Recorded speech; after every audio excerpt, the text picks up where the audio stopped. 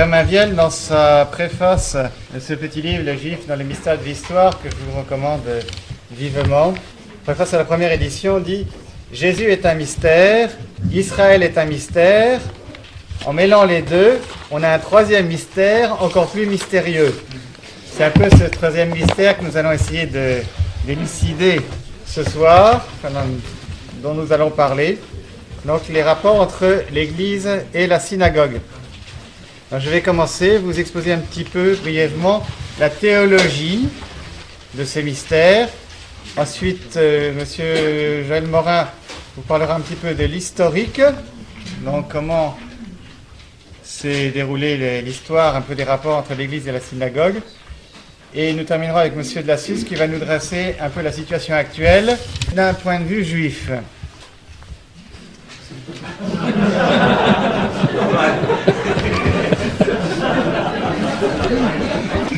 C'est pas lui qui... C'est un livre qu'il va nous résumer. Un livre écrit par un juif. Alors, pour résumer brièvement le Père Mainviel, les rapports entre l'Église et la synagogue sont préfigurés dans la Bible par des figures de frères jumeaux, ou de frères qui ne sont pas jumeaux, mais enfin de frères. Vous avez trois couples. Vous avez le couple Ismaël-Isaac, le couple Ésaü-Jacob et le couple Caïn-Abel. Ismaël-Isaac, c'est saint Paul lui-même qui nous dit qu'ils sont la figure de deux peuples. Ismaël figure la descendance charnelle d'Abraham, Ismaël, donc le fils d'Abraham et d'une esclave, tandis que Isaac figure la descendance spirituelle. Isaac, le fils de la promesse. Or, nous dit l'Écriture, la descendance charnelle ne reçoit pas la bénédiction, mais la charge de persécuter. Ce qui explique très bien le Père Mainviel, c'est que Israël est un peuple théologique. Un peuple théologique, donc un peuple qui est formé par Dieu et qui reçoit une mission de Dieu. Donc sa mission, c'était de préparer le Messie. Normalement, il aurait dû l'accueillir. Mais à partir du moment où il le rejette, sa mission va être transformée et sa mission va être de persécuter l'Église. Ismaël persécutait Isaac. Et saint Paul, le commentant, ajoute « Mais comme alors l'enfant de la chair persécutait l'enfant de l'esprit, il en est encore ainsi maintenant. » Épître aux Galates.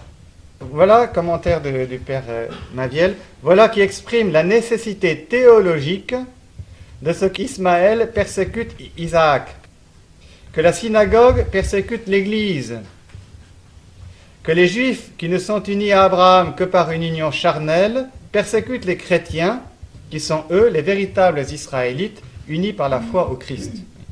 C'est une nécessité théologique. Ensuite, vous avez donc la figure d'Ésaü et Jacob, donc c'est ainsi deux frères jumeaux. Saint Paul, dans son épître aux Romains, où il révèle le mystère du peuple juif, fait voir comment Ésaü, l'aîné selon la chair, c'est le peuple juif, uni à Abraham par les simples liens du sang. Et Jacob, le frère cadet, c'est l'Église, qui, parce qu'elle est unie par la foi au Christ, est préférée à Ésaü. Et ainsi s'accomplissent les paroles de l'Écriture, « J'ai plus aimé Jacob, et j'ai détesté Ésaü. » C'est ainsi que l'Église vint à la synagogue, bien que la synagogue, comme Ésaü, maintienne vive sa haine et dise en son cœur « Je tuerai mon frère Jacob. » Citation de la Genèse. Enfin, un troisième couple, c'est donc Abel et Caïn, c'est surtout la figure de Caïn. Caïn, malgré son péché, Dieu ne voulut pas qu'on puisse le tuer. Il est condamné à errer. Donc c'est une figure lui aussi du peuple juif, donc qui a tué le juste. Il y a à la fin du livre du Père Mainviel un résumé que je vous résume. Un résumé du résumé. Donc il est voulu de Dieu qu'il y ait une prééminence juive. Ce sont les premiers à avoir reçu de Dieu dans le bien comme dans le mal. Ils seront les premiers, c'est dans leur vocation, ils sont les premiers soit dans le bien, soit dans le mal. La vraie prééminence vient de la foi. La grandeur d'Abraham, c'est d'avoir cru.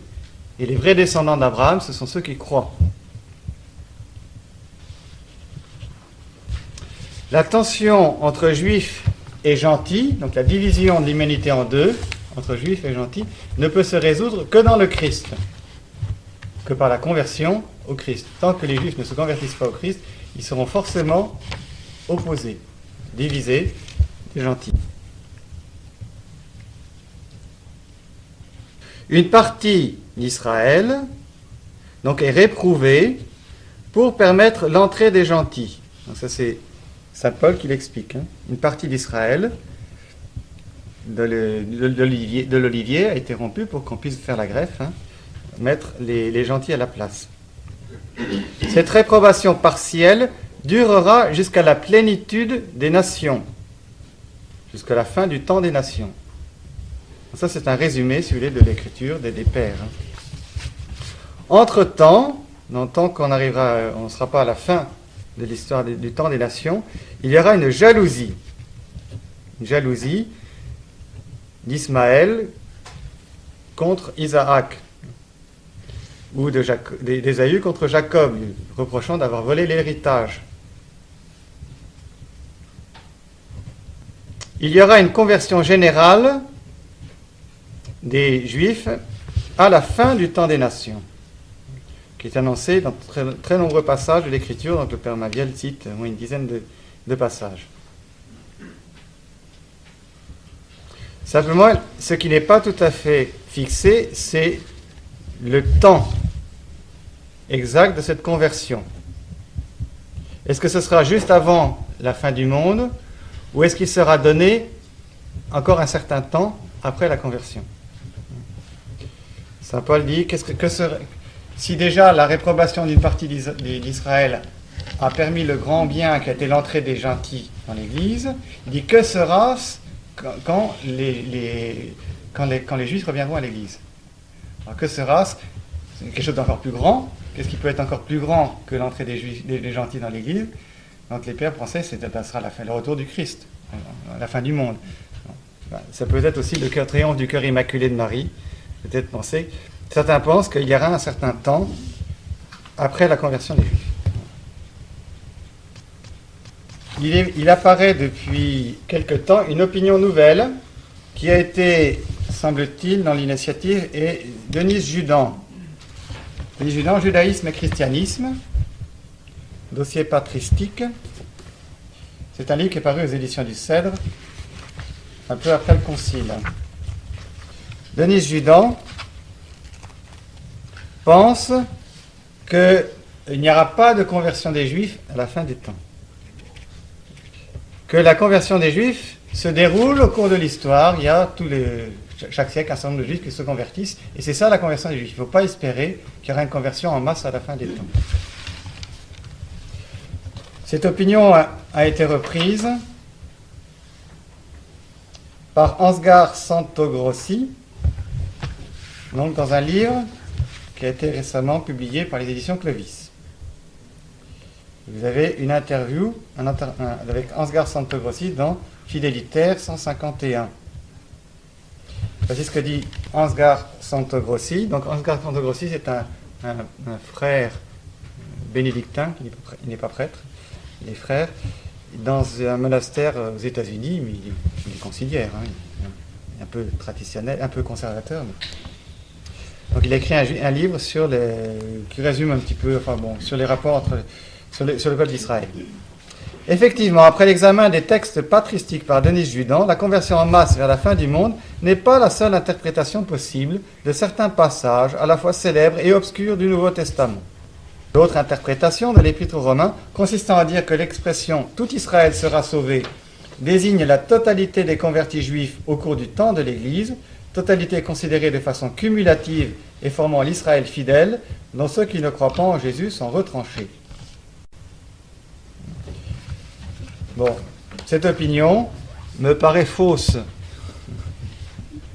Et il ne peut pas l'accepter.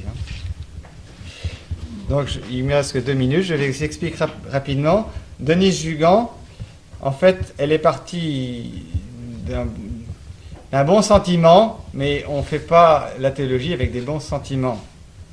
Voici ce qu'elle écrit. La conversion massive du peuple juif à la fin des temps était devenue une croyance qui n'a plus été mise en doute ultérieurement, bien qu'elle soit dépourvue de bases scripturaires et théologiques. Elle se trompe, et qu'elle ne corresponde pas à la tradition apostolique. Or, cette croyance introduisait nécessairement dans la pensée chrétienne une nuance raciale étrangère aux conceptions du christianisme primitif, et en particulier à la pensée de saint Paul, que l'on mettait ainsi en contradiction avec lui-même. Donc, son idée, c'est que diviser ainsi l'humanité en deux, entre l'Église, essentiellement Église des gentils, puisque la majorité d'Israël a refusé, et puis Israël, la synagogue de l'autre côté, c'est introduire une nuance raciale. Et c'est préparé Auschwitz. Donc, pour se justifier d'Auschwitz, on va dire, mais non, les pères, ils n'ont pas voulu dire ça. Ils n'ont pas voulu dire qu'il y a une séparation, qu'il y a deux frères ennemis qui vont lutter l'un contre l'autre jusqu'à la fin des temps. Non, non, non. C'est une erreur d'Hippolyte, figurez-vous. Hippolyte de Rome, qui aurait été le premier au IIIe siècle à donner cette interprétation. Cette conception quelque peu raciste de l'Église. Citation de Denise Jugan. Bon. Il me manque le temps de vous expliquer qu'à mon avis, Denise Jugan se trompe parce que elle interprète mal les textes, et puis il y a beaucoup de textes qu'elle ne cite pas. Et elle est partie d'un a priori et elle cherche vraiment à le prouver. Donc quand il arrive effectivement que les pères parlent des conversions des Juifs au cours des temps. Donc elle dit, voyez, il parle de la conversion des Juifs autour des temps. Donc il n'y aura pas de conversion à la fin des temps. Il peut très bien y avoir une conversion partielle au compte-gouttes au cours des temps, au cours des siècles, mais il y aura une conversion en masse à la fin des temps. Saint Thomas d'Aquin, dans le commentaire qu'il donne de l'Épître aux Romains, explique ça très bien. Il y a eu une conversation, il y a eu une première conversion. C'est-à-dire aussi repris par Saint Bède, le Vénérable, qui explique bien ça dans le commentaire des 10 mines. Je vais terminer là-dessus. Vous savez, il y a la parabole des talents, et puis il y a la parabole des mines, qui ressemble un petit peu, où le maître donne une mine, donc c'est une pièce de monnaie qui est très chère, à chacun, à 3 serviteurs. Le premier, avec une mine, il en rapporte 10. Le deuxième, avec une mine, il en rapporte 5. Et le troisième, il enfouit la mine sous le sol et il ne rapporte rien. Et donc le maître prend la mine, il l'enlève au serviteur méchant et il le remet à celui qui a déjà 10 mines. Et le serviteur dit, mais il a déjà 10 mines, c'est pas la peine de lui en donner une autre. Le maître se dit, si, celui qui a, on lui donnera encore plus. Et alors Saint Bède explique, le premier qui a reçu une mine, qui en a converti 10, c'est la figure des premiers juifs qui se sont convertis. Et qui ont converti, quand on en convertit 10, c'est-à-dire qu'ils ont converti les gentils. Ils ont fait rentrer les gentils.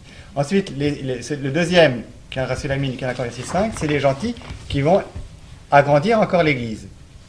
Et puis ensuite, la mine qui revient à celui qui en a déjà 10, c'est les Juifs qui vont se convertir à la fin des temps. Donc il y a une première conversion partielle, des apôtres, et puis des 3000, et puis des 5000 qui vont commencer l'Église. Conversion qui se continue au cours des siècles, mais au compte-gouttes. Et puis il y aura une conversion générale à la fin des temps. Voilà, j'ai terminé pour mon aspect théologique. Je laisse la parole à Monsieur Joël Morin qui va nous parler un petit peu de l'histoire des rapports entre l'Église et la synagogue.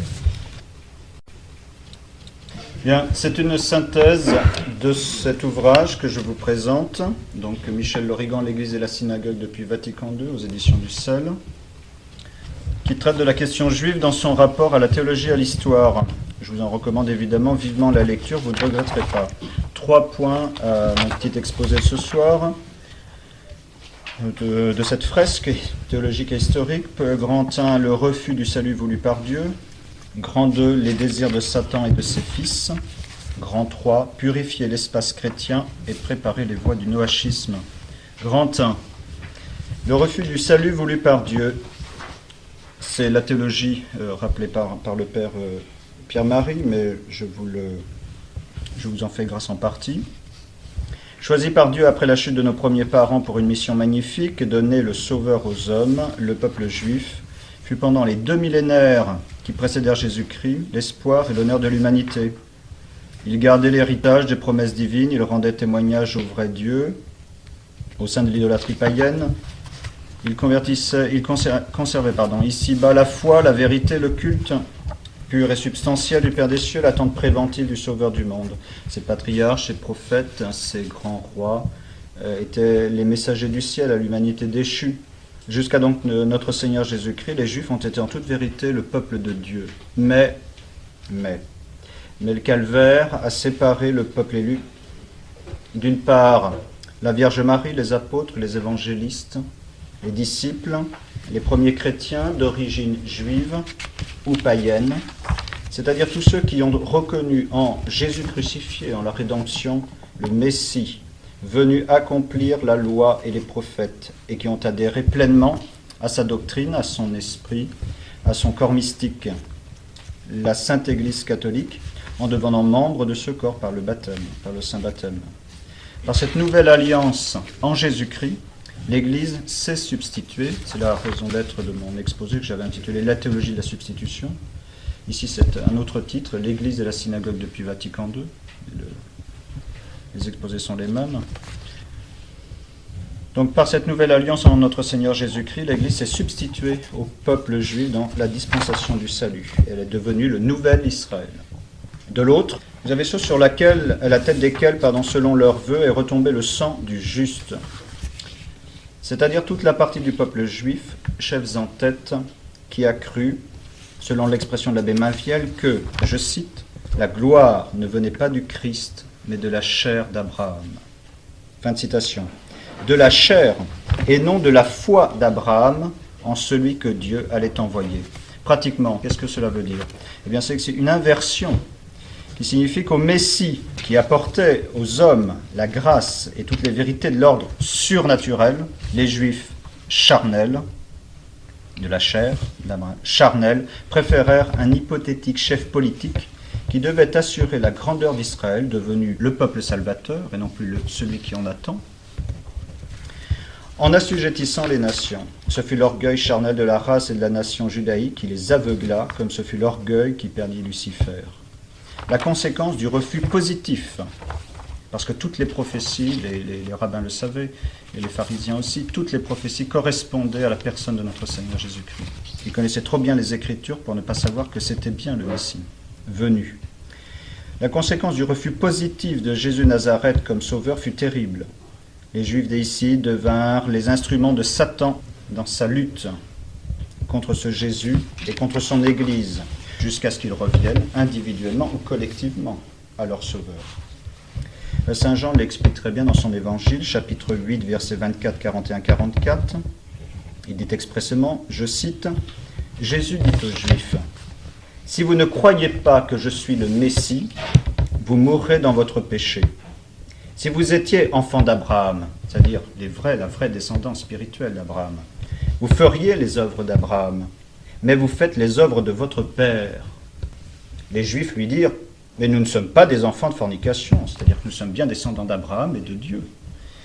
Nous ne sommes pas des enfants de fornication, nous avons un seul Père qui est Dieu. » Jésus leur dit, « Si Dieu était votre Père, vous m'aimeriez, car c'est de Dieu que je suis sorti et que je viens. Le Père dont vous êtes issus, c'est le diable. Et vous voulez accomplir les désirs de votre père. » Fin de citation. Grand 2, les désirs de Satan et de ses fils. Vous voulez accomplir les désirs de votre père qui est le diable. Quelle phrase terrible quand on y pense. Quelle phrase terrible de notre Seigneur Jésus-Christ à l'encontre des Juifs infidèles. Quels sont donc les désirs de Satan ? Eh bien c'est simple, depuis la rédemption, deux points, deux ordres, le solvé, le coagulat. Solvé. Que demandez-vous à l'Église de Dieu ? La foi. Eh bien, il va donc faire échouer, il va tenter de faire échouer l'œuvre rédemptrice en pervertissant la foi et perdre ainsi les hommes rachetés. Deuxièmement, reconstruire, s'il est possible, le monde ou le temple spirituel et politique où lui-même, Satan et les Juifs puissent de nouveau régner et retrouver en quelque sorte l'héritage que les chrétiens, que l'Église plutôt, l'Église ou les chrétiens sont les membres du corps mystique, que les chrétiens ou l'Église jaloux ont volé à Israël, à l'ancien Israël, en se disant le nouvel Israël, en se disant les dispensateurs du salut. En lisant ou en relisant les annales de l'Église et des États chrétiens, il est loisible d'observer comme les Juifs infidèles furent zélés à subvertir la foi, en suscitant les hérésies, en réduisant souvent le christianisme à une sorte de gnose et tout ce que vous voulez. Pratiquement, ils ne sont pas toujours à l'origine. Et quand ils ne sont pas à l'origine, ils sont les propagateurs. Ils ont été de toutes les révoltes de l'esprit humain contre Dieu. Pensez à toute la Kabbale diffusée dans les élites, dans la chrétienté, quand ils pouvaient le faire, la haute magie. Tout ça, ça allait contre Dieu, la Sainte Trinité. Contre son Christ. Le Talmud, quand il est intégral, il a souvent été expurgé, est plein de la haine de Jésus-Christ. Et contre l'Église, contre Dieu, contre Jésus-Christ, contre l'Église, considérée comme l'usurpatrice, celle qui usurpe la place du peuple sacerdotal. Peuple qui persévère à vouloir apporter son salut à lui, son Messie à lui. Et pourtant, quel piètre peuple sacerdotal qui n'a plus ni culte, ni temple, ni sacerdoce. Toute la filiation de la tribu de Lévi ayant été entièrement perdue.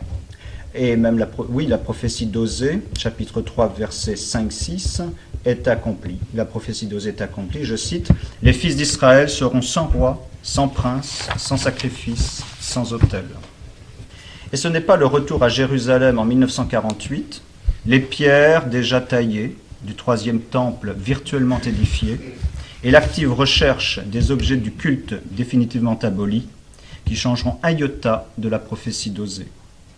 Oui, en effet, depuis 2 millénaires, ceux qui ont répudié la loi de Moïse pour celle du Talmud se sont employés à faire échouer l'œuvre de la rédemption. Il faut être Yves Chiron pour ne pas voir dans l'histoire, c'est un petit règlement de compte, je ferme la parenthèse, pour ne pas voir dans l'histoire de la chrétienté une telle évidence. À chaque siècle, j'ouvre la parenthèse, pensez aux persécutions des apôtres, relisez les actes des apôtres. Pensez donc aux persécutions des apôtres, sans cesse victimes de la haine et de la jalousie des Juifs infidèles. Pensez aux persécutions des chrétiens pendant l'Empire romain.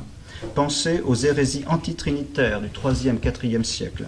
Pensez aux conflits entre les pères de l'Église et les auteurs juifs, par exemple le débat entre Saint Justin et le juif Philon, ça me vient à l'esprit. Pensez à la création de l'islam, à l'influence de la Kabbale chez les auteurs chrétiens de la Renaissance, au maranisme des temps modernes, on va dire 15e, 18e, 19e siècle, et encore aujourd'hui. À la maçonnerie qu'ils ont suscité pour subvertir les élites chrétiennes, à la révolution de 89 qui les émancipa, les introduisit dans les sociétés chrétiennes, au libéralisme multiforme, en particulier économique, au marxisme, au communisme, à l'école de Francfort, vue cet après-midi, dont ils sont les pères. Oui, à chaque siècle, disais-je, les assauts contre l'Église, contre la cité catholique, redoublèrent à proportion évidemment de la ferveur ou de la tiédeur des chrétiens. Car c'est une loi théologique, car remarquablement décrite Saint Jean Chrysostome, et que l'abbé Mainviel résume ainsi, je cite, « Tout ce qui n'est pas du Christ, on peut ajouter de la Vierge Marie, tout ce qui n'est pas du Christ se fait en faveur du judaïsme talmudique. De là vient que la déchristianisation du monde va inévitablement et de pair avec sa judaïsation, sa carnalisation. On renchère, ce qui est esprit, on le renchère. » Fin de citation. Et en cela, les apostats, les hérétiques, ne furent pas moins zélés à collaborer avec les Juifs à la démolition de la chrétienté. Le rabbin Josué Jéhouda, rabbin du XXe siècle, auteur d'un ouvrage intitulé « L'antisémitisme, miroir du monde », insiste sur les assauts judaïques des périodes modernes et contemporaines. Évidemment, lui, c'est pour s'en réjouir. Je cite, je pourrais vous donner les références de ce livre. 3 tentatives du monde judaïque ont visé à épurer la conscience chrétienne des miasmes de la haine. 3 brèches opérées dans la forteresse vétuste de l'obscurantisme chrétien, 3 étapes dans l'œuvre de destruction du catholicisme dogmatique. La Renaissance, la Réforme, la Révolution constituent 3 tentatives pour rectifier la pensée chrétienne en l'amenant au diapason du développement progressif de la raison et de la science. Fin de citation. C'est intéressant, la Renaissance, la Réforme, la Révolution. C'est la raison pour laquelle, dans la recension de ce petit ouvrage, Yves Chiron dit « Je ne vois vraiment pas en quoi il y a une action des Juifs à la Renaissance, à la Réforme, à la Révolution ». Donc c'est un peu étrange, c'est la raison pour laquelle je dis qu'il ne connaît pas véritablement les annales de l'histoire de l'Église et de l'histoire des États chrétiens. L'auteur précise, l'auteur José Géouda précise, et je cite toujours, nonobstant ces 3 tentatives importantes, Renaissance, Réforme, Révolution, nonobstant ces 3 tentatives pour purifier le dogme des chrétiens de son antisémitisme, la théologie chrétienne n'a pas encore aboli son mépris à son égard. C'est pourquoi au cours du XIXe siècle, 2 nouvelles tentatives d'assainir la mentalité du monde chrétien ont été opérées, l'une par Marx, dit-il, et l'autre par Nietzsche. Fin de citation. Le penseur juif, donc Géouda, déplore l'insuccès partiel de ces 2 nouvelles tentatives. La forteresse de l'Église, les États chrétiens sont déjà bien malades, voire pour la France après 1789 en très très mauvaise situation. La forteresse de l'Église tient bon, même si elle doit subir à l'action subversive des Carbonari au XIXe, qui ont décidé, je cite, selon l'instruction de Volpe, de façonner un pape selon leurs désirs. Fin de citation. Il faut attendre l'après-seconde guerre mondiale pour que soit lancé avec Jules Isaac, avec Paul Demann, avec toute la conférence de Silisberg, où vous aviez 60 participants, l'assaut le plus subtil et le plus destructeur contre l'Église catholique romaine. Changer la théologie catholique. Avant, on attaquait facilement. On attaquait de l'intérieur, mais c'était assez rapidement dévoilé ou dénoncé. Ou alors, on attaquait de l'extérieur. Et les assauts contre la chrétienté, contre l'Église, de l'islam, par exemple. Mais alors là, c'est très fort. C'est un assaut incroyable. Changer la théologie catholique par les évêques eux-mêmes. Réunis en plus, pratiquement, les évêques du monde entier. Une révolution entière et en chape, qui trouve à l'appui formidable des modernistes et qui triompha au Concile Vatican II. Il faut dire et il faut répéter que ce concile fut surtout l'œuvre, je crois que M. de la Suve nous en parlera tout à l'heure, fut surtout l'œuvre du cardinal B.A. et de son équipe. Pensez à Gregory Baum, Monseigneur Osterreicher et consorts, tous des juifs officiellement convertis, qui opérèrent un travail de subversion au concile absolument incroyable, devant une assemblée sans grande conviction, sauf le Tchétus, qui résistait très fort, et l'épiscopat et les patriarches orientaux. Minoritaires, sans que l'équipe BA, minoritaire, mais avec un soutien efficace des journalistes et des médias, les agents de la subversion vont s'employer à faire ce que les Juifs avaient toujours rêvé depuis pratiquement 2000 ans. Ils espéraient revenir à Jérusalem, l'an prochain à Jérusalem, ils disaient ça chaque année, quand ils se retrouvés. Ils espéraient aussi en finir avec l'Église, ou du moins son dogmatisme théologique. Donc, au Concile est arrivé ce qu'ils avaient espéré depuis bien longtemps. Premièrement, dissoudre le dogmatisme catholique pour obtenir le plus petit dénominateur commun avec les autres chrétiens. Cette unité des chrétiens prolongeait l'unité politique, économique, médiatique déjà réalisée au XXe siècle. Or, cette unité allait demandera un jour une tête qu'elle trouvera, Dieu sait où, peut-être l'Antéchrist.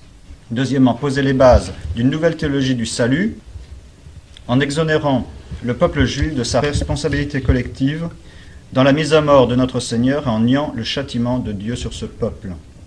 Et en effet, par la déclaration Nostra Aetate, les évêques reconnaissaient que les Juifs n'étaient plus un peuple maudit. Plus maudit ni réprouvé, cela signifiait donc que l'on reconnaissait par Nostra Aetate la permanence du judaïsme, évidemment le judaïsme infidèle, talmudique, dans le plan de Dieu. Ce que ne vont cesser de redire et de développer les épiscopats américains et français en particulier. Ce concile diabolique opérait donc en même temps les 2 phases du solvé du coagula. Il réussissait le tour de force de saper les bases de l'ancien édifice catholique pour faire cette espèce d'ersatz du catholicisme que l'on connaît avec l'Église conciliaire, donc plus du tout dogmatique, et premièrement, et de poser les bases d'une nouvelle théologie du salut, où le peuple juif déicide retrouvait sa place privilégiée de peuple aîné, de peuple venu apporter le salut aux nations. C'est la déclaration épiscopale française de 1973, Comme l'écrit Jean-Marie Aron Lustiger en 1998, lorsqu'il était à la synagogue Sutton Place à New York, après une telle révolution, lui dit, prise de conscience, les chrétiens prennent conscience qu'ils ne sont plus le véritable Israël. Après une telle prise de conscience, les chrétiens devaient passer par une longue purification pour avoir fait subir aux Juifs, je suis toujours le cardinal Lustiger, ces 2 millénaires ensanglantés. Grand 3, purifier l'espace chrétien et préparer les voies du noachisme, et là c'est plus du rôle du tout, prélude au culte universel de Satan. C'est presque fini mon père, je vous assure 5 minutes. Les débats subséquents à la révolution de Vatican II ont préparé peu à peu le monde chrétien. Je ne sais pas si vous vous en rendez compte, et c'est absolument ce qui se passe au niveau des épiscopats. Que le monde chrétien ait une nouvelle théologie des rapports Église-judaïsme. Le changement qui s'opère exactement dans le même temps dans le politique. Oui, mais le politique, on le connaît davantage. Changer les mentalités par un grand effort d'éducation, tout ça c'est tiré du discours du cardinal Lustiger à la synagogue Sutton Place. Grand effort d'éducation des peuples de l'espace chrétien, donc il faut les changer, il faut les purifier par l'esprit du Messie. On ne comprend plus pas, alors le Messie n'est pas déjà arrivé, on ne comprend plus. Enfin on ne comprend plus, au contraire, on comprend très bien. En réinterprétant donc l'histoire du salut. Tel est l'objet des nombreuses directives maintenant depuis 40 ans du Vatican, des épiscopats depuis 35 ans. C'est une révolution dont bien peu se rendent compte, mais elle n'en est pas moins réelle. En effet, nous sommes dans une nouvelle théologie du salut. L'ennemi travaille et cherche donc à faire passer dans le monde chrétien 6 nouveautés que les épiscopats ont peu à peu appliquées. Premièrement, rappeler la pérennité de l'ancienne alliance, c'est-à-dire que l'ancienne alliance n'est pas caduque. Deuxièmement, enseigner l'estime du peuple juif. C'est plus le juif infidèle, c'est ça le problème. Qui est un peuple sacerdotal, qui a une mission pour la gentilité, qu'il résume souvent en disant unir les hommes et leur apporter un bonheur terrestre. Enfin, un bonheur. C'est terrestre, un bonheur. Troisièmement, renoncer à la conversion des juifs, puisqu'ils sont le peuple qui donne le salut. Alors, on va convertir quelqu'un qui donne le salut. Et ainsi faire passer tout ça dans la catéchèse, dans les facultés de théologie. Tout ça, toutes les directives sont déjà données. Troisièmement, engager les chrétiens sur le chemin de la repentance. Évidemment, pourquoi ? Pour avoir usurpé la place du peuple juif dans la dispensation du salut. Quatrièmement, s'exercer constamment au dialogue, à la coopération avec le judaïsme, pour que les chrétiens reconnaissent les racines juives, mais attention, talmudiques, du christianisme. Cinquièmement, préparer les voies de la morale humanitaire. Donc ça, c'est la nouvelle religion conciliaire, c'est la nouvelle religion de Vatican II, morale humanitaire, naturaliste, que les rabbins appellent la religion noachide. Donc ce sont 7 lois que les rabbins auraient données à Noé, et qui n'est qu'une étape évidemment occulte que Satan veut voir établir dans le monde entier.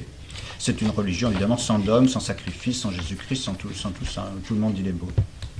En lisant la brochure de l'Origan, vous pourrez vous rendre compte, vous pourrez prendre la mesure plutôt du travail phénoménal accompli depuis 40 ans. Enseignements, rencontres, colloques, vous pourrez constater. Et de ces multiples exemples, j'en retiens 2. Le geste de Jean-Paul II à la synagogue de Rome, le 13 avril 86, c'est une visite qui est extrêmement importante. Lors de sa mort, j'étais à Rome, dans un petit hôtel où je me trouvais. Pendant 8 jours, il y a des émissions tous les soirs. Un soir, ils ont 1h30 d'émission. Eh bien, 9 fois, dans 1h30, ils ont passé 4 minutes de l'entrée de Jean-Paul II jusque dans la synagogue et ils s'installent. Ils l'ont passé 9 fois en 1h30. Pour eux, c'est extrêmement important. Pourquoi ? Parce que c'est tout un symbole. C'est l'Église, je cite un document officiel, l'Église du Christ, à travers Jean-Paul II, fait le déplacement à la synagogue, donc au judaïsme talmudique, et découvre son lien avec le judaïsme talmudique en scrutant son propre mystère. Il fallait montrer qu'on revient à la source. Deuxièmement, la repentance de l'an 2000. Le 12 mars 2000 à Saint-Pierre de Rome, Jean-Paul II, au nom de l'Église, lit un mea culpa pour les fautes chrétiennes au cours de l'histoire. Et quand vous regardez bien et attentivement les prières, vous avez la prière la plus importante dans l'annexe, c'est la prière des fautes envers le peuple juif, c'est qu'ils disent que c'est tout simplement le peuple de l'Alliance. Donc nous avons usurpé un salut qui était donné par le peuple juif. Et alors il y a des repentances sur l'Inquisition. Pourquoi ? Parce que l'Inquisition aurait persécuté le peuple de l'Alliance, qui a naguère été dépossédé.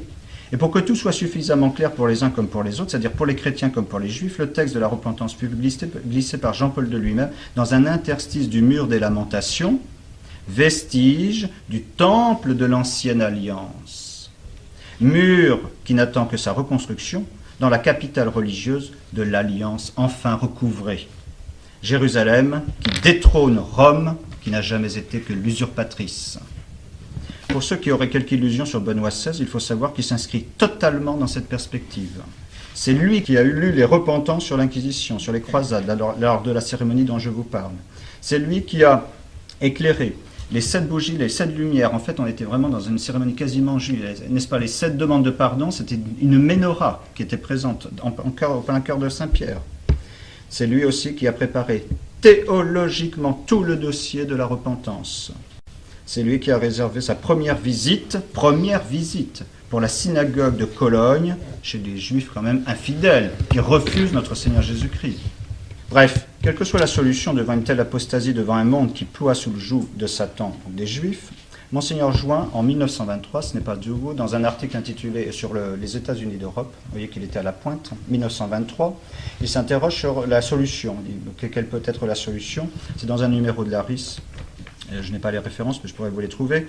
Pour lui, il n'y a qu'une seule vraie solution. Il dit, il n'y en a pas 50, il les prend les unes après les autres, alors le ghetto, les lois persécutrices ou pas lois persécutrices, il prend toute la série de lois possibles et inimaginables, il dit, il n'y a qu'une solution, c'est notre conversion. Pourquoi, dit-il? Eh bien, c'est parce que plus nous serons chrétiens, et moins Satan et les Juifs auront de pouvoir. Et il dit, ça, c'est infaillible, c'est efficace. Autrement, c'est pas que ça ne peut pas être efficace pour d'autres mesures, mais ça, on est sûr de pouvoir le réaliser.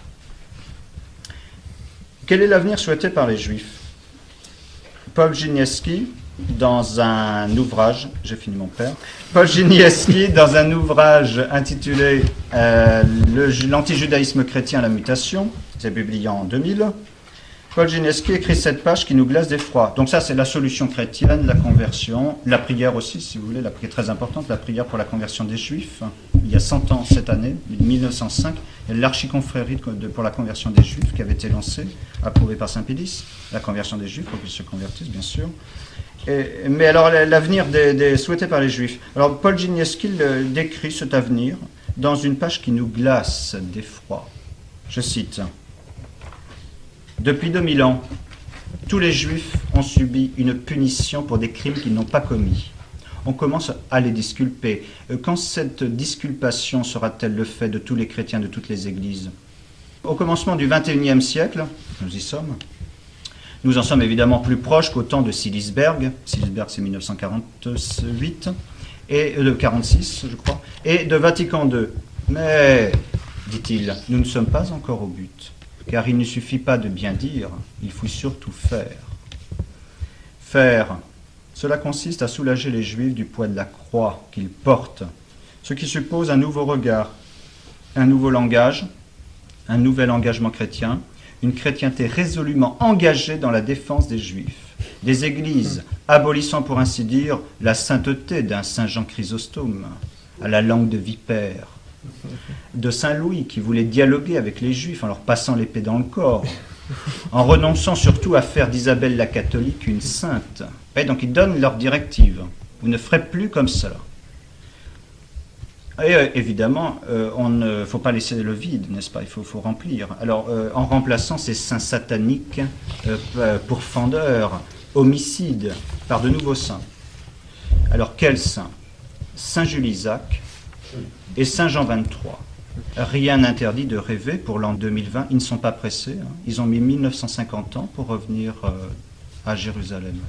2005, 2020, un autre Jean 23, qui prendrait par exemple Jean 24 pour nom défi, et qui convoquerait un Vatican III, en demandant à l'État d'Israël l'hospitalité de sa capitale réunifiée et éternelle. Et Jean 24 proclamerait l'encyclique Pro Iudeis, affirmant haut et clair le lien du peuple juif avec sa terre retrouvée, et qui applaudirait enfin à la fin de son errance châtiment.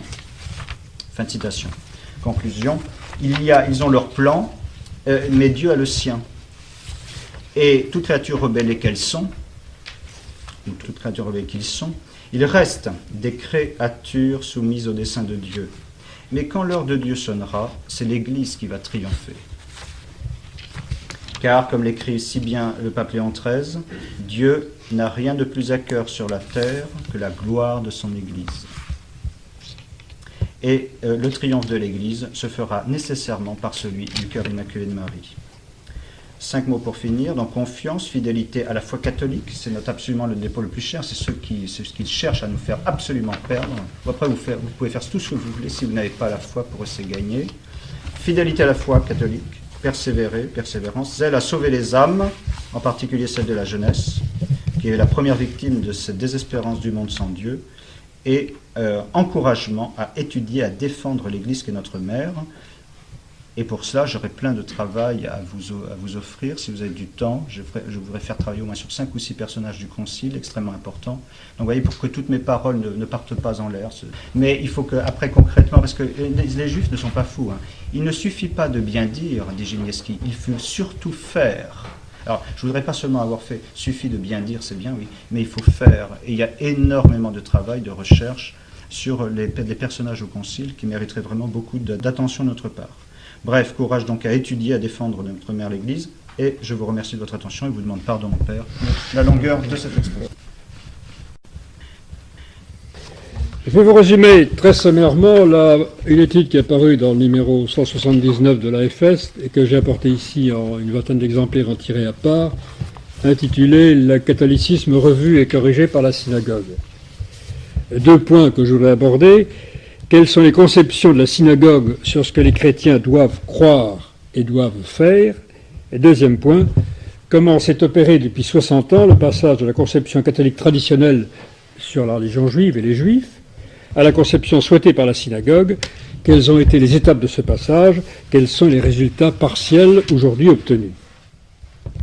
Avant d'aborder ces 2 points, une précision de vocabulaire. Qu'est-ce qu'il faut entendre par synagogue? Si vous prenez le dictionnaire encyclopédique du judaïsme, donc un document juif, ils vous disent ceci: la synagogue, c'est l'institution religieuse centrale du judaïsme, et c'est également le lieu destiné à la prière. Et dans un livre d'un nommé Rigner, dont je vais vous parler longuement tout à l'heure, en quelques minutes, très important, lui ne parle pas de la synagogue, il parle du judaïsme organisé, c'est tout à fait la même chose. Donc, qu'il suffise de savoir que la synagogue, le judaïsme organisé, ça existe, et c'est très actif. Cette synagogue, comment fonctionne-t-elle? Quelles sont ses institutions? Quels sont ses chefs aujourd'hui? C'est une question très difficile sur laquelle nos informations sont très insuffisantes. C'est le point le moins bien connu du phénomène juif. Il n'est pas question d'en parler ce soir. Mais la synagogue existe, et c'est elle dont je vais vous parler, et c'est de ces conceptions dont il sera question. Donc, premier point, quelles sont les conceptions de la synagogue sur ce que les chrétiens doivent croire et faire? L'un des rabbins qui était le plus explicite sur le sujet, c'est le fameux rabbin Ben Amazek dont parlait Joël Morin tout à l'heure, et qui est mort rabbin de Livourne, qui est mort dans les années 80, et dont les livres ont été publiés en français.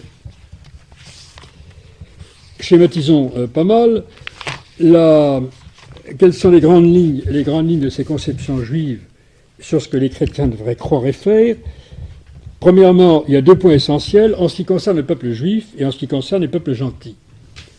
En ce qui concerne le peuple juif, l'alliance de Dieu avec le peuple juif, que les chrétiens appellent l'ancienne alliance, n'est pas révoquée pour eux. Le peuple juif reste aujourd'hui comme hier un peuple sacerdotal chargé d'une mission particulière pour les non-juifs. La religion qu'ils pratiquent, ils ne précisent pas quelle est talmudique, mais enfin ça va de soi dans une certaine mesure, la religion qu'ils pratiquent serait salvatrice pour les juifs. 2e point, en ce qui concerne les peuples gentils, qu'ils soient chrétiens ou païens, il n'est ni nécessaire ni opportun qu'ils se convertissent au judaïsme. Il suffit pour qu'ils soient sauvés qu'ils observent les 7 commandements des lois dites noachides, qui, d'après eux, auraient été imposées à Noé. Et quelles sont ces lois noachides? Il y a une première loi qui requiert l'établissement de cours de justice, et les 6 lois suivantes prohibent le blasphème, l'idolâtrie, l'inceste, le meurtre, le vol et la consommation de la chair d'un animal vivant. Autrement dit, apparemment, c'est une sorte de décalogue réduit. On appelle donc religion noachide celle qui se limite à ces 7 lois et qui comprend la croyance en un Dieu unique, impliqués dans la loi condamnant l'idolâtrie. Quelles sont les conséquences de ces deux points? La conséquence en ce qui concerne le fait que l'ancienne alliance ne serait pas révoquée. Il faudrait faire entériner par l'Église un changement de doctrine extrêmement grave, puisque saint Paul a très clairement enseigné que l'ancienne alliance était révoquée. Le peuple juif d'aujourd'hui resterait donc le peuple élu, peuple de prêtres, peuple sacerdotal. Il aurait une mission à l'égard des autres peuples, et tout prosélytisme, toute recherche de conversion à son égard devrait être absolument proscrite parce qu'elle n'aurait aucun sens. Conséquence du fait que l'ancienne alliance n'était pas révoquée d'après eux. Conséquence de la loi noachide, il s'agit en somme par ces lois noachides de réformer le christianisme sur l'idéal chrétien, comme disait Ben Amozeg, mais il faut bien voir que ces lois noachides doivent être interprétées dans une optique juive. Il est alors évident que la loi numéro 3, rejet de l'idolâtrie, implique un triple rejet, celui du mystère de la Sainte Trinité, considéré comme une forme de polythéisme, celui du mystère de l'incarnation, Jésus ne pouvant pas être Dieu, celui du mystère de la rédemption, Jésus n'étant pas Dieu ne peut pas nous sauver. Et ces trois mystères sont effectivement incompatibles avec l'idée que les Juifs se font de l'unité divine. Voilà donc ces deux conceptions des Juifs en ce qui concerne ce que nous devons croire, en ce qui concerne le peuple juif et en ce qui concerne notre propre peuple. Deuxième point que je voulais traiter, comment s'opère le passage de la conception catholique traditionnelle sur les Juifs à la conception souhaitée par la synagogue. Nous avons bien affaire à une entreprise ayant pour objet de changer radicalement la théologie catholique sur les Juifs, avec comme conséquence le rejet du dogme « hors de l'Église, pas de salut ». Processus de longue durée qui débuta dans les années 50 et que décrivent en particulier deux documents importants, la brochure de Michel Lorigan qui a paru tiré à part aux éditions du Sel, l'Église et la synagogue depuis Vatican II, et le livre de Gérard Rigner, Ne jamais désespérer. Qui est ce Rigner, qui est un personnage très important? Il vit toujours, il a été secrétaire général du Congrès juif mondial. Dans les années 60-90, il a joué un rôle de premier plan dans les discussions des Juifs avec le Saint-Siège relatives aux relations entre Juifs et chrétiens, et il rend dans son livre, il consacre une centaine de pages à ces relations. C'est une centaine de pages absolument passionnantes. Si vous les voulez, elles ont été numérisées et on peut vous les envoyer par mail. Rigner est très intéressant parce qu'il montre très bien différents points, en particulier la continuité de ces gens-là qui sont parfaitement capables de poursuivre pendant 40 ans, le même, 50 ans, 60 ans le même objectif. Ils savent que l'Église, il ne faut pas la brutaliser, ils savent que l'Église demande du temps, et avec le temps, ils arrivent au résultat. Il montre très bien les moyens qu'il a utilisés, d'une part des hommes qui sont acquis à ses idées à l'intérieur de la curie, en particulier le cardinal Béat, et par ailleurs un emploi très intelligent des médias pour faire pression sur le Saint-Siège. Donc ce livre est absolument passionnant à lire, et ceux qui ont le temps, je vous conseille de lire ces 100 pages consacrées à son action au Saint-Siège de ce fameux Rigner. Et dans son livre, on trouve toutes les étapes avec le commentaire qui correspond. Alors, en 1946, je rappelle quelques-unes de ces étapes. 1946, conférence de Seelisberg en Suisse, avec 10 points, dont le point 5 dit ceci: il faut éviter de rabaisser le judaïsme biblique ou post-biblique dans le but d'exalter le christianisme. Or, le judaïsme post-biblique, c'est le Talmud et la Kabbale. 13 juin 1960, Jules Isaac remet à Jean 23 un mémoire intitulé « De la nécessité d'une réforme de l'enseignement chrétien à l'égard d'Israël ». Autrement dit, Isaac va dire au pape « changer la doctrine ». 1962-65, c'est la période conciliaire. Voici comment Rigner la juge. Je cite: « J'étais fasciné et d'un coup l'Église se mettait à réexaminer ses structures, ses fondements, son action dans tous les domaines de la vie. » 3 septembre 64, c'était pendant le concile. Il y avait un projet étudié par les pères conciliaires qui ne plaisait pas aux Juifs et qui ne plaisait pas à Rigner. Il a fait publier dans le New York Herald Tribune le texte de ce projet qui était en principe secret, d'où une protestation massive des organisations juives, et comme ça, les pères conciliaires ont plié. et un nouveau projet a été présenté le 18 septembre 1964. Commentaire de Rigner. Toute cette histoire est ahurissante, c'est lui qui l'a faite, l'histoire. Elle prouve que non seulement les personnes, mais aussi les grandes assemblées sont jugées sur la manière dont les unes et les autres se comportent à l'égard des Juifs. 21 novembre 64, promulgation de la Constitution dogmatique Lumen Gentium, qui présente d'une manière favorable les Juifs infidèles. 28 octobre 65, proclamation de la déclaration conciliaire Nostra Aetate, qui présente également les Juifs infidèles d'une façon positive. Il n'est pas question de conversion des Juifs, et il est dit les Juifs restent encore à cause de leur Père, très cher à Dieu, dont les dons sont sans repentance. 25 janvier 66, dans un article intitulé « Comment les Juifs ont changé la pensée catholique », la revue américaine Look, qui tire à 7 millions d'exemplaires, traite ce sujet, les Juifs ont changé la pensée catholique. 16 avril 73, le comité épiscopal français pour la relation avec le judaïsme écrit un document où il est dit « La première alliance n'a jamais été rendue caduque par la nouvelle ». C'est la première fois que cette chose est affirmée dans un organe ecclésiastique. 17 novembre 1980, ce que le comité épiscopal français avait dit en 1973 est dit par le pape à Mayence. Le pape rencontre la communauté juive de Mayence, il leur dit l'ancienne alliance que Dieu n'a jamais révoquée.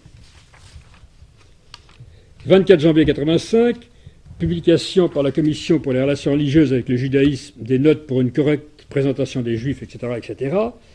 On y lit ceci à propos des évangiles. Il n'est pas exclu que certaines références hostiles ou peu favorables aux Juifs aient comme contexte historique les conflits entre l'Église naissante et la communauté juive. Certaines polémiques reflètent des conditions des rapports entre Juifs et chrétiens bien postérieures à Jésus. Autrement dit, dans ce texte du Saint-Siège, on affirme le caractère non historique d'une partie de l'Évangile. 13 avril 1986, visite de Jean-Paul II à la synagogue de Rome dont a parlé Joël Morin. 11 octobre 1992, publication du catéchisme de l'Église catholique. On y lit, paragraphe 121, l'ancienne alliance n'a jamais été révoquée. 26 mars 2000, en pèlerinage en Terre Sainte, le pape a glissé lui-même le texte de la repentance faite en mars 2000 dans le mur des lamentations à Jérusalem. Événement tellement symbolique que les Israéliens en ont fait d'ailleurs un timbre. Et je termine avec le 2 août 2002, dans une réunion d'un comité épiscopal américain et des Juifs et d'un comité juif, dit ceci dans un texte dans la préface signée par les catholiques. Des campagnes qui visent à convertir des Juifs au christianisme ne sont plus théologiquement acceptables dans l'Église catholique. De la conférence de Seelisberg en 1946 au document que je viens de lire, de 2002, 56 ans se sont écoulés. On ne peut être que frappé de la continuité et d'efficacité de l'action juive pendant toute cette période. Qu'est-ce qui semble acquis, qu'est-ce qui reste à acquérir du point de vue des Juifs? Ce qui est acquis, c'est que l'ancienne alliance n'a jamais été révoquée, parce que c'est enseigné dans le catéchisme de l'Église catholique, ça n'a pas été repris, il faut remettre dans le compendium. Mais dans le catéchisme de l'Église catholique, 121, cette erreur formidable, l'ancienne alliance n'a jamais été révoquée, est affichée noir sur blanc. Donc on admet que le peuple juif aujourd'hui est chargé d'une mission particulière à l'égard des peuples du monde, et on admet qu'il ne faut pas rechercher la conversion du peuple juif qui possède sa propre voie de salut.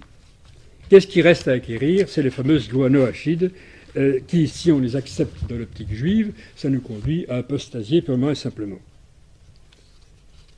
Conclusion des deux points essentiels que les Juifs voudraient nous faire admettre. L'un, l'ancienne alliance n'aurait jamais été révoquée, semble acquis aujourd'hui. L'autre, l'obligation de pratiquer les lois noachides, commence à être présentée ici ou là, mais heureusement, les lois est acquis. L'opération ainsi menée vise à faire changer la théologie catholique par les hommes d'Église eux-mêmes. Il s'agit, comme le disait Joël Morin, d'un aspect de cette fameuse révolution en tiare et en chape annoncée en 1819 par la haute maçonnerie italienne de la haute vente dans ses instructions secrètes. Que peut-on faire en présence de tout ça? Il faut surtout voir que c'est des choses totalement aberrantes. Dire que l'ancienne alliance n'a pas été révoquée, c'est aberrant sur le plan logique. Parce que ça admet l'existence en parallèle de deux religions, toutes les deux salvatrices, l'une refusant la divinité du Christ, l'autre fondée sur elle. Sur le plan pratique, croire en la pérennité de l'Ancienne Alliance conduit à croire que l'on peut se sauver en se passant des mystères de la Sainte Trinité, de l'incarnation et de la rédemption. Une telle erreur risque de pousser beaucoup de catholiques à accepter la solution noachide quand il leur sera bientôt proposée avec un grand luxe de moyens. Enfin, conséquence plus immédiate, la vérité catholique n'étant pas destinée aux Juifs, n'aurait pas à leur être présentée. Or, comme le remarque Judith Cabot, le vrai antisémitisme consiste à ne pas leur dire cette vérité. Pour ne pas être coupable d'un tel antisémitisme, pour ne pas être tenté par une apostasie de type noachide, tout simplement pour ne pas être obligé d'accepter des positions logiquement intenables, il faut donc absolument refuser cette idée fausse selon laquelle l'Ancienne Alliance n'est pas révoquée. Vous avez l'essentiel, donc j'ai fait que résumer très très courtement ce qui est contenu de cette brochure de 40 pages. Bravo. 15.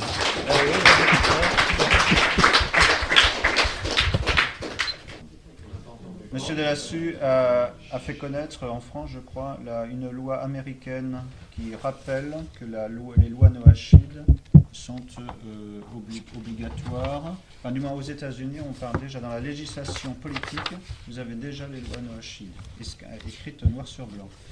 C'est la loi politique 102-14 du 102e congrès, 26 mars 91, signée par le président Bush le premier, et qui considère que la loi noachide, c'est la loi elle doit s'appliquer aux États-Unis, doit s'appliquer au monde entier. J'ai eu ça par Boursier de Carbon, c'est extraordinaire comme texte. Oui. Vous avez la traduction française du texte de la loi, page 25 de la plaquette. C'est impressionnant.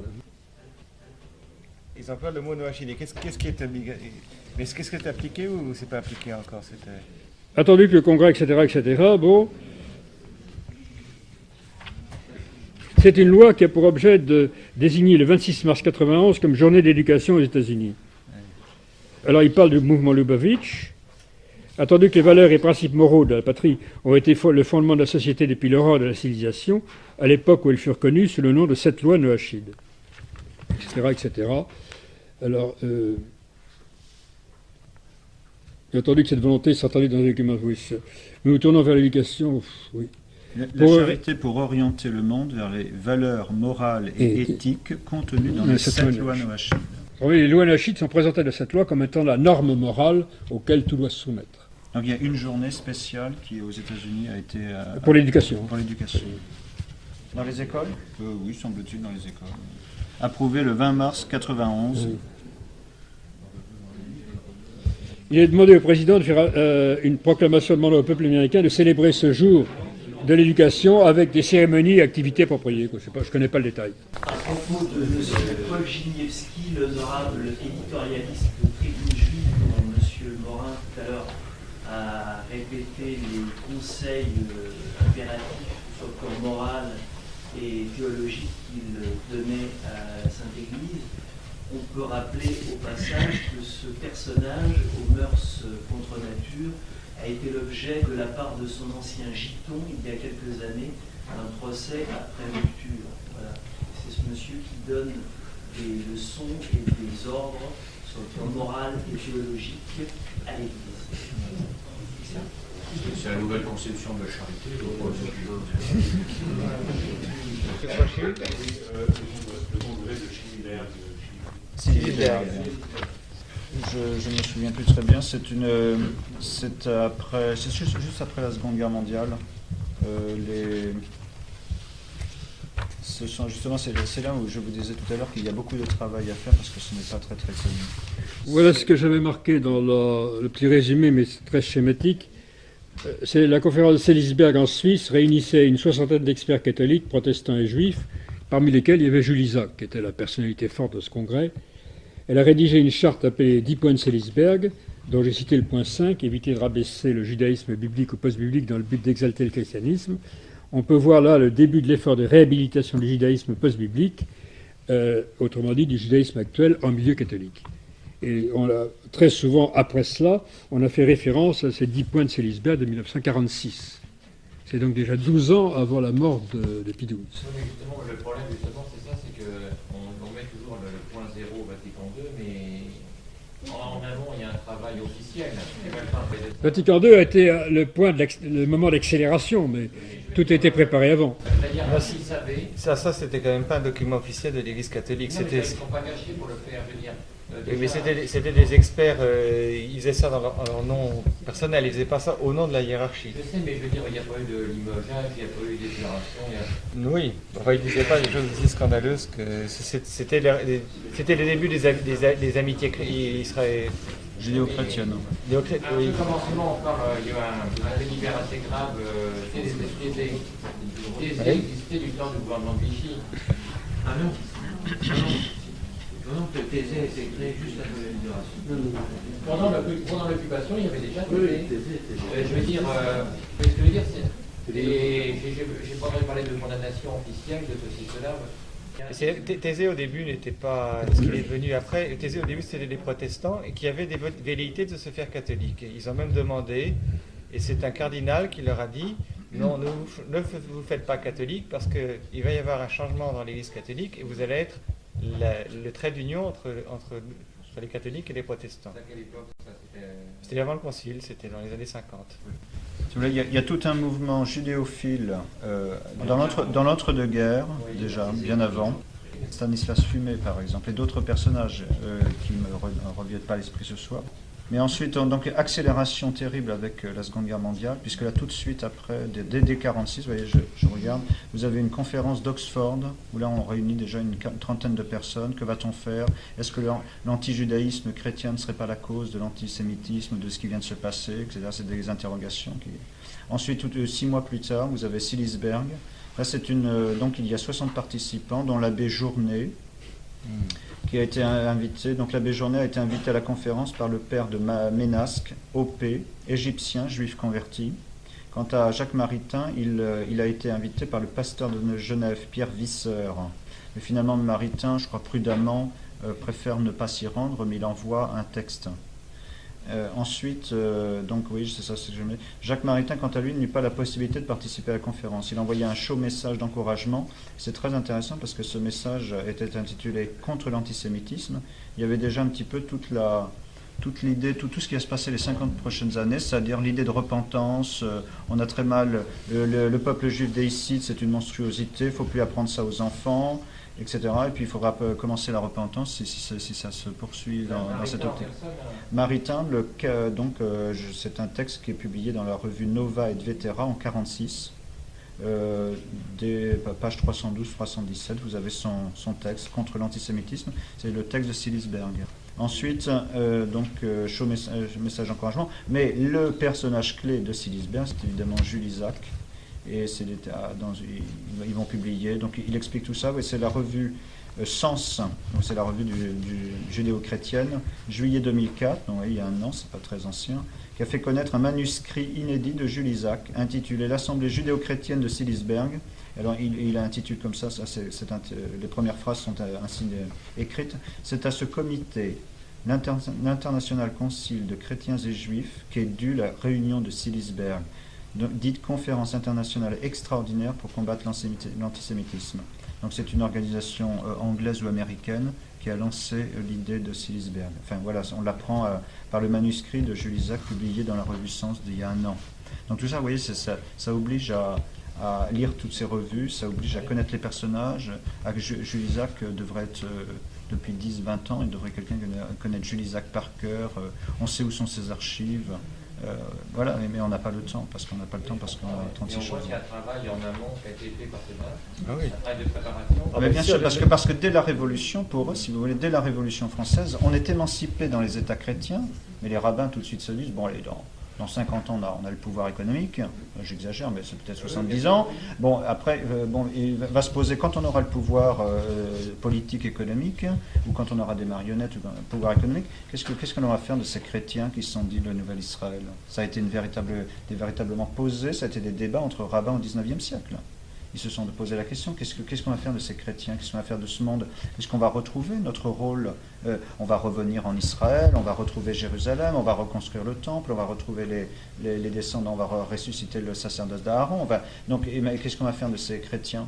Et donc c'est Ben Amosag, Benamozek, par exemple, ce rabbin de Livourne, qui va trouver une solution. Il va dire, finalement, il y a le mosaïsme talmudique pour les juifs, et puis, parce qu'ils essayaient de savoir comment les choses spirituellement, religieusement, allaient pouvoir se passer. Bon, maintenant, ils n'étaient pas là à se dire, bon, dans 5 ans, dans 10 ans, dans 8 ans, mais si vous voulez, il y a un même mouvement entre, quand j'ai parlé de reconstruire, retrouver l'héritage et reconstruire un monde, le monde où Satan et les Juifs réunis pourraient régner, c'est-à-dire que c'est à la fois le temple spirituel et le temple politique. Monseigneur de Lachaux emploie un autre terme, il dit c'est un temple mais à 2 nefs. Et si vous voulez, c'est absolument le même mouvement. C'est le même mouvement. Il y en a un qui va peut-être un peu plus lentement que l'autre. C'est-à-dire que le pouvoir politique, économique est entre leurs mains beaucoup plus. Vous pensez Drummond publie La France juive en 1886. Donc vous voyez, les choses sont déjà bien avancées. En 1886, il y a encore l'Église, elle tient bien la route. Et tout pourtant, ça. Drummond dit qu'on est sur la pente savonneuse déjà. Ah bah oui, mais parce que il publie, oui, il a du nez, mais il publie 2 tomes pour donner des exemples. On est sur la pente savonneuse. Donc, si vous voulez, pour eux, c'était la plus grosse difficulté. C'était quand même peut-être tout ce mouvement moderniste avec les loisons, tout ça. Il faut essayer de chercher tous ces gens-là. Qui ont-ils rencontrés? Par qui ont-ils été suscités? Qui les a diffusés? Et vous verrez, creusez un peu. C'est-à-dire, à chaque fois, vous allez voir du juif. Non, peut-être pas à chaque fois, mais c'est souvent le cas. Disons qu'il y a souvent les mariages, je ne montre rien, c'est pas très original, mais il y a souvent des non-bien français avec des épouses qui amènent des dot et qui ont des noms. Ah oui, non, mais bien sûr, mais de toute façon, ils ont 36 moyens pour. Ils ont qui se recommencent à l'acheter. Et alors, le drame, c'est que nous, les chrétiens, on est d'une naïveté absolument effarante. Alors, nous, on voit rien, on comprend rien. Il nous faut 150 ans pour comprendre ce qui se passe, alors qu'eux ont prévu 250 ans avant ce qu'ils allaient faire. Il y a une espèce de. Il y a une dichotomie, là, vraiment, qui est extraordinaire. Lumen Gentium et Nostra Aetate, est-ce que le coitus a voté contre? Ils ont beaucoup combattu. Nostra Aetate a été on parle beaucoup de la liberté religieuse au Concile, des combats pour la liberté religieuse, mais en fait, la déclaration qui a eu le plus de débats, c'est Nostra Aetate. Monseigneur Lefebvre, il les a signés, mais il a dit après le Concile que si c'était à refaire, il ne signerait pas Nostra Aetate. Sur le coup, il l'a signé. Il est le seul qui l'a refusé, c'est Dignitatis Humanae et Gaudium et Spes. Il a signé 2. Oui, mais Lumen Gentium, c'est beaucoup plus voilé. Hein. C'est surtout Nostra Aetate qui parle de façon claire des Juifs. C'est très difficile. Qu'aurions-nous fait à cette époque-là? Parce que c'est très subtil. Le grand défenseur, celui qui a beaucoup combattu au nom du Chétus contre Nostra Aetate, c'est Monseigneur Carli. Et nous avons un article qui est prévu de publier dans Celle de la Terre, qu'il a fait paraître pendant le Concile pour essayer de défendre la doctrine traditionnelle. Oui. C'est extraordinaire au Concile, le nombre de pamphlets qui ont été publiés anonymement, ou parfois pas anonymement, comme Léon de Ponsin, le problème juif face au Concile, en disant au Père Conciliaire, ils trouvaient les adresses, ils envoyaient à 2500 exemplaires, je sais pas. Par exemple, Maurice Pinet, 950 pages, vous voyez qu'ils avaient des moyens pour envoyer comme ça, ils disaient, mais attention, Maurice Pinet, c'est dès 1962. Mais là, j'arrive ici, hier, je vois un petit fascicule, donc le problème judéo-maçonnique au Concile, c'est une réédition d'une toute petite plaquette publiée en septembre 64, ou alors là, on leur dit tout. Hein. Les pères conciliaires, on leur disait tout. On disait attention, le cardinal Béat et toute sa troupe sont en train de vous rouler dans la farine. Ils n'ont pas d'excuses. Disons que c'est grave. Leur seule excuse, c'est qu'ils avaient tous les matins, j'imagine, ça à lire, et disons de beaucoup n'étaient pas compétents. Disons de Maurice Pinet, oui, c'est ce que dit beaucoup Léon de Ponsin, disons dans son introduction, parce que là il écrit en 64, Léon de Ponsin, il dit quand même, je pense que vous n'avez pas le temps. Début 65. Début 65, oui, donc c'est la dernière session. Il dit, écoutez, peut-être que 950 pages, vous n'avez pas eu le temps de le lire, alors je vais vous faire un petit résumé de 40 pages, entre la poire et le fromage, vous allez essayer quand même de trouver le temps de lire ce petit résumé, parce que là c'est la dernière session, c'est la bonne. Hein. S'ils réussissent, c'est fichu pour nous. C'est remettre totalement en cause toute la théologie de l'Église sur l'histoire du salut, et c'est complètement remettre en cause. C'est pour ça qu'il dédie son petit ouvrage de 40 pages aux pères de l'Église. Il dit, s'ils entérinent ce texte, c'est tout l'enseignement catholique et les pères de l'Église qui sont mis à la poubelle de l'histoire. Et donc c'est pathétique parce qu'il n'a pas été écouté. Le texte qui a été voté est quand même un texte de compromis, c'est-à-dire qu'ils n'ont pas obtenu tout ce qu'ils avaient voulu, mais ils ont quand même mis le pied dans la porte et Après ça, ils ont pu ouvrir la porte, après le concile, l'ouvrir complètement. En fait, si vous voulez, quand ils sont déçus, parce que si vous lisez sur ça, vous dire, on ne comprend pas, on nous avait dit que les Juifs étaient contents finalement. Oui, non, en 1965, après la déclaration, ils sont très déçus. Mais pourquoi sont-ils déçus? Parce que il y a eu 4 ou 5 projets, l'avant-dernier projet leur était très favorable. Et donc ils se sont dit, alors là c'est vraiment gagné pour nous, tout est dit, tout est posé au niveau des principes, et tout est dit, tout est clairement. Et puis alors là, il y a quand même eu un coup de force du Tchétous et d'autres évêques, ils sont allés frapper à la porte de Paul VI, et ils ont dit, jamais on ne signera quelque chose comme ça, ça a été très fort. Et finalement, finalement Paul VI en avait marre de tout ça, donc il a pris le papier, il a dit, bon, et maintenant poubelle, ça faisait 2 ou 3 fois qu'il était mis à la poubelle dans le cadre du concile, et puis finalement Béat revient à la charge, mais Béat a sauvé 3 fois le texte. Alors je ne sais pas par quel moyen de pression, enfin vous avez évoqué un peu, mais il revient à chaque fois à la charge, il frappe et il arrive à emporter le morceau. Alors finalement, au final, on a un compromis, mais alors bon, ils sont un peu tristes, ils disent quand même, ils avaient condamné formellement le déicide dans l'avant-dernier texte. Là, le déicide n'est même pas marqué. Enfin, ils disent, regardez si vous lisez bien, c'est pas dit déicide, le mot n'y est pas, mais enfin l'idée y est. Donc ils sont dit finalement, bon, on a ouvert une porte, on a posé les bases, on a mis les principes, maintenant on va laisser faire le temps, et le temps va nous arranger les choses. Est-ce que le fait que Béat ait été le confesseur privé de Pie XII, ça a une influence sur Pie XII? Est-ce qu'on a étudié cette question? En tout cas pour le texte sur le concile, pour le concile, évidemment pas, puisque Pie XII était mort avant. Je ne sais pas, je ne pense pas, je ne connais pas assez. En tout cas, une chose est sûre, c'est que dans les préparatifs, quand on a annoncé un concile, vous savez qu'on a les épiscopats pouvaient envoyer des textes pour débattre. Il y a des idées de débat, des textes, tout ce qu'on pouvait débattre. Il n'y a aucun texte sur la question juive. Aucun. Je veux dire par là que, si vous voulez, les épiscopats n'ont rien demandé. Les épiscopats ne demandaient rien. Et c'est le Béat avec... Alors, en plus, c'est énorme. Mais comment les pères conciliaires n'ont pas vu ça, que ça paraît énorme, c'est un aveuglement, c'est pas possible. Et c'est Béat, avec toute son équipe de Marannes, qui se retrouve dans une commission qui s'appelle Unité des chrétiens. Pourquoi le texte sur les Juifs émane d'une commission sur l'unité des chrétiens? Alors d'ailleurs, Rigner le dit. Il explique très bien. Il dit que c'est d'un drôle tout ça. Enfin, lui, il se marre, il dit c'est d'un drôle tout ça. À un moment, les Béat leur dit, est-ce que vous voulez un observateur? Est-ce que vous voulez... Alors, ils s'interrogent entre tous les rabbinats d'Europe. Alors, est-ce qu'on envoie un observateur au concile? Les chrétiens vont faire un concile. Faut-il en envoyer un observateur? Alors, ils se concertent, ils se disent, non, parce que c'est pas quelque chose qui nous concerne, c'est pas notre problème. Alors, c'est pas quelque chose qui nous concerne.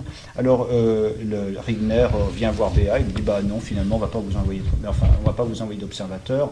Alors, parce que, il y a une conversation entre Béat et Rigner, et puis Béat lui dit, avant, je sais pas, 8 mois, 6 mois avant le concile, 1 an peut-être, il lui dit, oui, enfin, vous auriez pu envoyer un observateur, mais c'est vrai qu'en soi, le concile, ce sera pour faire l'unité des chrétiens. Ce sera pour faire l'unité des chrétiens. Nous étions 6 mois ou 1 an avant le... Et alors Rigner fait cette phrase absolument cinglante, il dit, c'est incroyable. Les rabbins savent avant les chrétiens quelle va être la finalité de ce concile. Et finalement, tout est comme ça dans cette histoire. C'est pour ça que les pages de Rigner sont extraordinaires. Il dit, c'est incroyable. On sait avant tout le monde de ce qui se passe. Mais en fait, parce que le problème, c'est qu'ils avaient dans la place des gens. Ouais, par exemple, il y a une émission sur France 3. Je n'ai pas la télévision, j'ai pas vu malheureusement le film, mais j'ai vu le site sur Internet de France 3 qui relate une émission qui est passée il y a 1 an et demi. J'ai les références exactes. C'est incroyable. Un personnage, là aussi il faudrait faire des recherches très intéressantes, passionnantes. Un personnage, une véritable, si vous aimez les genres d'enquête policière, c'est formidable. Hein. Là, vous vous régalez pendant plusieurs années. Alors, vous avez par exemple France 5, France 5, c'est pas France 3, le 8 novembre 2003, un documentaire, donc ça doit être à 21h, documentaire intitulé « Les Juifs, les Jésuites et Vatican II » dans le cadre de son émission « Repères de l'Histoire ». Le site internet de France 5 présente ainsi l'émission. Témoignages, documents, images d'archives à l'appui, ce film revient sur l'histoire d'une terrible injustice, enfin réparée par le Concile Vatican II. Une histoire qui remonte aux origines même du christianisme, celle de la naissance de l'antisémitisme et de sa propagation par les chrétiens au fil des siècles. C'est aussi l'histoire d'une congrégation, la Compagnie de Jésus, etc., qui va œuvrer, donc la Compagnie de Jésus, je ne sais pas, qui va œuvrer discrètement contre la persécution des Juifs accusés de peuple déicide. Ce seront encore les Jésuites qui, en 1957, Alors là, on est bien avant la déclaration par Jean 23 de la fameuse révélation de saint Paul hors les murs. Hein. Du coup, il y a une illumination et il dit, tiens, il faut que je convoque un concile. Donc là, nous sommes en 1957. Tout ça, c'est sur le site de France 5, hein, donc vous pouvez aller voir. Les jésuites, en 1957, introduiront Jogolan, l'envoyé du Congrès juif mondial, au cœur du Vatican, et vont l'aider dans ses démarches pour mettre fin aux propos infamants véhiculés depuis des siècles dans les textes liturgiques. Oui, donc il pense même aux textes liturgiques. Une mission difficile pour Jogolan, puisqu'il faudra à l'Israélien 8 ans de rencontres secrètes, pour obtenir gain de cause. Alors vous voyez, par exemple, ce Jogolan, c'est un personnage qui doit être extraordinaire. Il passe 8 ans au Vatican. On n'a jamais entendu parler de lui. Voilà, vous voyez, la véritable histoire, il y a la véritable histoire et l'histoire officieuse. Ça, c'est l'histoire officieuse. Et ils ont réussi leur tour de force. Sur l'influence, quand même, sur les esprits, il faut quand même noter que l'Isaac, dont vous avez parlé tout à l'heure, c'est l'historien qui mettait sur les livres d'histoire sa signature. Et c'est tout à fait l'historien. Qui était le manuel utilisé dans tous les lycées. Et encore aujourd'hui pour certains, bien sûr. Donc on voit tout de suite l'influence que ça peut avoir sur les...